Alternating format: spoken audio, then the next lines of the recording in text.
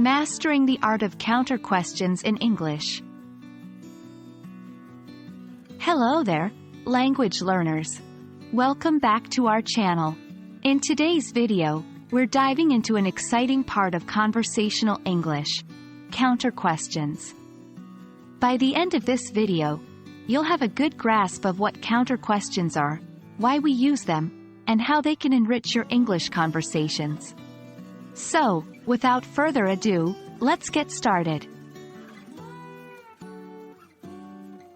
First things first, what is a counter question? Well, it's a question that is posed in response to another question. But why do we do this? It may sound a bit strange, but it's actually a common and natural part of conversation.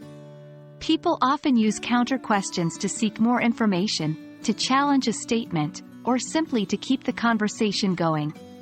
They can turn a basic Q&A into a lively discussion. Now that you understand what a counter question is, let's dive deeper into why we use them. The use of counter questions can serve multiple purposes in a conversation. Information seeking. We may use a counter question when we need more information to provide a meaningful response. For example, if someone asks, "Do you like movies?" you might respond with a counter question like, "What genre are you referring to?" This helps you give a more accurate answer based on the type of movies they're asking about. Clarification. Counter questions are great for ensuring you fully understand what the other person is asking. So, if someone asks, "Have you finished the project?" you could respond with, "Are you referring to the marketing proposal or the sales report?" This ensures you're both on the same page before you answer. Redirecting the conversation. Sometimes, we use counter questions to shift the focus of the conversation back to the other person or to a new topic. This is a subtle way of changing the subject or keeping the conversation balanced. Now, let's practice using counter questions.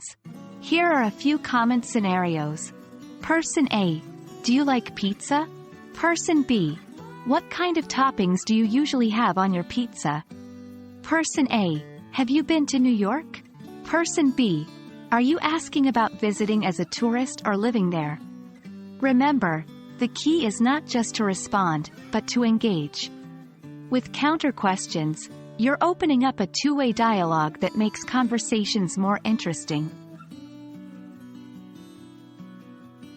And that's it. That's our deep dive into the world of counter questions in English. We hope this has been helpful and that you feel more confident in using counter questions in your English conversations. Remember, it's all about turning a simple exchange of questions and answers into a meaningful conversation. Thanks for tuning in, and as always, happy learning!